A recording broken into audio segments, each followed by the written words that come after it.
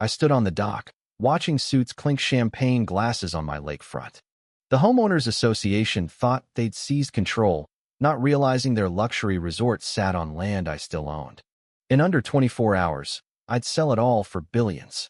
The setting sun gleamed off their new glass-walled lodge, nestled between sculpted gardens and a fleet of rental boats. They'd turned my quiet family retreat into a glossy travel ad. I smiled as the HOA president led investors on tours, clueless that their dream was about to vanish. The breeze carried their chatter expansion plans, elite memberships, profit projections. These were the folks who'd once called my cabin an eyesore and my wild shoreline messy. Now they serve caviar on floating platforms bolted to my lake bed. I tipped my hat low, unrecognizable from afar. To them, I'd always been invisible except when I blocked their plans. Today, I was scouting, ensuring my strategy was on track. Tomorrow, I'd be unavoidable. It began 5 years ago when I inherited this pristine lake from my grandfather. He'd bought it in the 1950s, before the valley became a haven for upscale homes. The lake deep, clear, spring-fed was a gem that drove property values sky-high. When he passed, his meticulous records showed we owned not just the small cabin on the south shore, but the entire lake and a 100-foot shoreline band around it. I treasured it not for profit, but as an escape from my city grind. Grandfather had been fierce about our boundaries. "Emma," he'd say on our fishing trips, "this water's ours. Don't let anyone claim it." He'd show me the deed, tied to landmarks. A boulder on the west shore, a massive pine at the northeast corner, a spring feeding the south. In the 1980s, as developers circled, he hired surveyors to lock in our claim. He rejected every offer, no matter the price. "Some things aren't for sale," he'd say, watching the lake reflect the stars. "This holds our family's soul." His journals, found after his death, detailed his battles first with developers, then with the HOA that formed as mansions sprouted on the surrounding hills. He logged their tactics, friendly bids, then veiled threats of eminent domain or community need. His final entry, months before he passed, noted he'd hired eco-lawyers to shield the lake. "Emma loves this place, but she hasn't faced their pressure. I've armed her legally. The rest is hers." I vowed to honor his fight. As the valley grew, the Crestview Estates HOA emerged, with fees dwarfing most mortgages. I lived outside their zone, beyond their rules, but they sent letters slamming my shabby cabin and unkempt shore, claiming it hurt their property values. I ignored them. My lake, my rules. I loved its reeds and lilies over their sterile lawns. Crestview marketed itself as the county's elite address, their brochures flaunting lakefront views from hilltop estates, never admitting they didn't own the lake. This omission let them charge millions for lake access lots. Their 120-page rulebook dictated paint shades and mailbox heights, enforced by style enforcers, retired execs in golf carts, snapping photos, issuing fines. My first HOA run-in came my second summer here. I hosted a 4th of July barbecue, friends laughing by the cabin. 3 board members strode down my path, uninvited. The leader, Thomas Grayson, Community Standards Director, said my party breached tranquility guidelines. I noted my land wasn't theirs. He smirked. "Technically, no, but your noise affects our residents' peace." He handed me their noise rules, suggesting I comply as a neighbor. I tossed the papers in the fire and cranked the music. Trouble escalated during a drought. The HOA, led by Catherine Walsh, a former tech CEO, held a secret meeting to secure water rights targeting my lake. A friendly neighbor, Abigail Holt, a retired eco-lawyer, leaked the minutes. Walsh had hired a zoning expert claiming emergency loopholes to tap my water, calling it community resource recovery. I called it stealing. Abigail, who'd battled the HOA's overreach, warned me over coffee. "They've wanted this for years," she said, pointing to the minutes. First, they tried regulating lake access via eco-concerns. Then, they offered to buy shoreline strips. Now, they're using the drought to claim necessity, citing an old county water law. "Walsh didn't climb corporate ladders by losing," she added. "She sees barriers as puzzles." The minutes revealed Walsh joined Crestview after eyeing satellite images of the lake.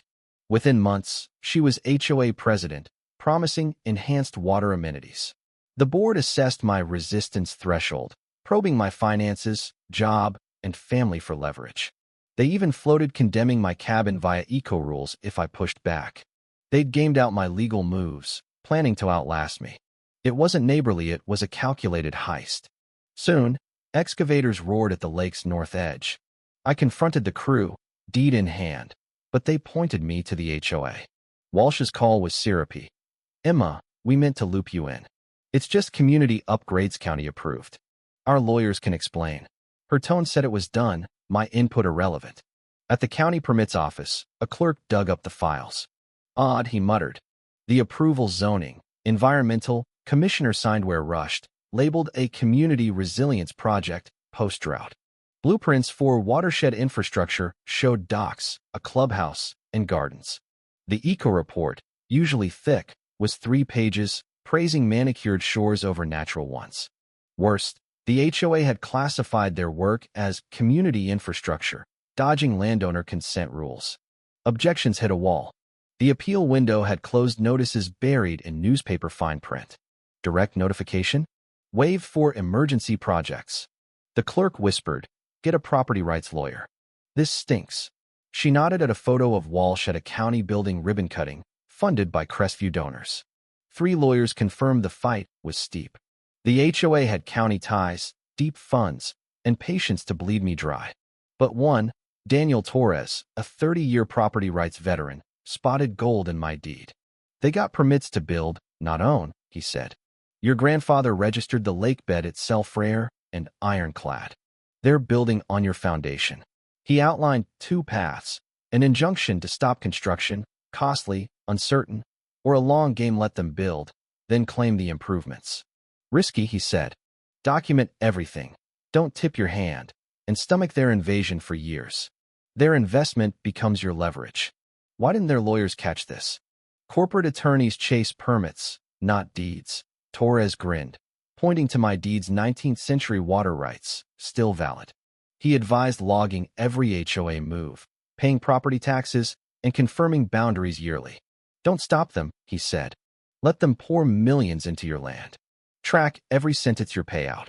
His fee was low, and a framed article on his wall, "Local lawyer stops condo giant," gave me hope. For 2 years, I seethed quietly as they turned my sanctuary into a rich man's playground. A $4 million boathouse rose, with teak decks for 15 yachts. A 3-story lodge followed, marble floors, chef's kitchen, lakeview deck. They added a fake beach, lit trails, a marina. HOA notices bragged about value-enhancing upgrades, as if I'd thank them. I played along, documenting obsessively. With a drone and camera, I captured every phase, GPS-tagged photos, cost estimates based on industry rates. Public records yielded HOA contracts with builders and designers. I scavenged discarded plans, revealing their full vision. The boathouse used imported cedar, the lodge, custom Italian tiles. Weekly maintenance at groundskeepers, security rent $60,000. Abigail's leaked HOA minutes showed they'd blown past a $15 million budget, hitting $25 million. Walsh sold extra fees to members, claiming the resort would boost home values 35%. "Continuous use establishes our rights," she said, eyeing effective acquisition of my lake for cheap. Their responses to my objections grew hostile. "Our lawyers confirm our recreational easement. They lied no easement existed." At a meeting, when I called their actions illegal, Walsh had me escorted out. "Some lack vision," she told the crowd. Their pressure turned personal. Anonymous workplace complaints questioned my focus. My boss, usually supportive, warned that Walsh's firm was our top client. My reviews soured. Deliveries to my cabin vanished. Plumbers dodged me, citing Crestview contracts. My internet flickered, texts found tampered lines. Dates ghosted me after warnings about my troublemaking. Abigail faced similar heat fines for her garden's non-compliant roses, her approved paint suddenly wrong. Her mic cut out at meetings. She emailed, "They're watching, but I'm still documenting. I'll back you." Attached were recordings of Walsh plotting to solve the lake issue permanently. Instead of fighting, I faked surrender.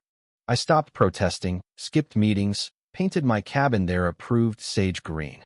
They saw it as defeat. With Torres, I ensured every move paint, Crew access game with filings clarifying I wasn't ceding rights. Behind the scenes, I hired a forensic accountant. HOA records showed they diverted road funds to the lake, awarding bloated contracts to board allies. I networked with real estate contacts, posing hypotheticals about resort sales, learning valuations, and buyer profiles. I studied luxury property markets, readying my endgame. Each dawn, I sat on my dock, noting new fixtures, crystal chandeliers, heated docks adding to my asset. Geological surveys confirmed the lake's pristine springs. I vetted buyers, eyeing hotel chains. A top property lawyer rechecked my deed, airtight. The HOA's permits never touched ownership. The project took 3 years, costing $35 million. They named it Peninsula Oasis, launching with a gala politicians, influencers, TV crews. Membership fees tripled. No one blinked as home values soared 45%.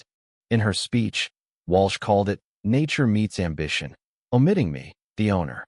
A week later, I listed the Lakeland Lodge, all for $3.5 billion through a luxury resort broker. The price hit Bloomberg. Hidden Lake Resort seeks billions. Buyers swarmed. The HOA exploded. Walsh stormed my cabin with lawyers and board members, waving the listing. This is fraud.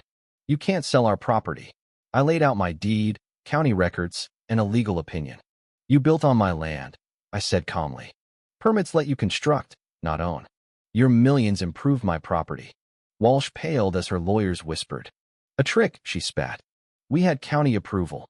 For building, I said. Not ownership. An oversight. One lawyer made frantic calls. They tried injunctions, county appeals, even adverse possession laughable, needing decades. All failed. My deed was bulletproof. Their own records, meant to justify fees, now tallied the value they'd gifted me. Crestview unraveled. Homeowners, sold on lake access, faced losing it. Fees they'd paid had fattened my payout. Board members risked lawsuits for bungling. The united community splintered, blaming Walsh. Buyers toured. A hotel CEO, a crypto mogul by Chopper, a resort chain. Turnkey perfection, one said. Tenfold revenue potential. 2 months in, I got 3 offers. $2.8 billion low, for $0.5 billion high from world-class resorts, demanding exclusive guest-only access, cutting Crestview off. Walsh called an emergency meeting, begging me to attend. The clubhouse brimmed with furious residents. She offered $1.2 billion, scraped from loans, to keep it community. I took the mic. This isn't my doing. You built on my land, ignored my warnings, ejected me from meetings. I've accepted world-class's bid. The room erupted shouts about access, values, Walsh's head. I stayed calm, noting their misled trust wasn't my fault. An old resident muttered, they built a palace on her land and act shocked she's keeping it. The sale closed fast, for $0.5 billion. I became one of the state's richest. World Class gave me lifetime access, but I was done here. New signs went up, private property, World Class resorts. Reservation only. Guards turned away Crestview's now useless membership cards. Home values tanked 65%. Mortgages drowned. The board quit amid lawsuits. Walsh listed her estate and fled before legal heat hit. World Class added a 6-star hotel, golf course, and helipad. Celebs and tycoons flocked, justifying the price. Ironically, county rules made the HOA pay maintenance fees to World Class for community structures they couldn't use despite legal fights. It stuck. I bought a quiet coastal ranch, HOA-free. Most of my billions funded trusts to protect wildlands from Crestview-style grabs. Crestview never recovered. Many sold at losses. Some sent regretful notes, but they rang empty, born of their pain, not mine. On my new deck, watching seals, I reflected. The HOA chased a vision without securing the ground beneath. They thought wealth bent rules. They built a marvel, forgetting to ask who owned it. Justice wasn't a brawl, it was patience, letting them sink millions into my land, then claiming it. They tried to steal my legacy. Instead, they made me untouchably rich, crumbling their own empire. The sunset glowed, and I felt no guilt. They dreamed on my lake. I just woke them up.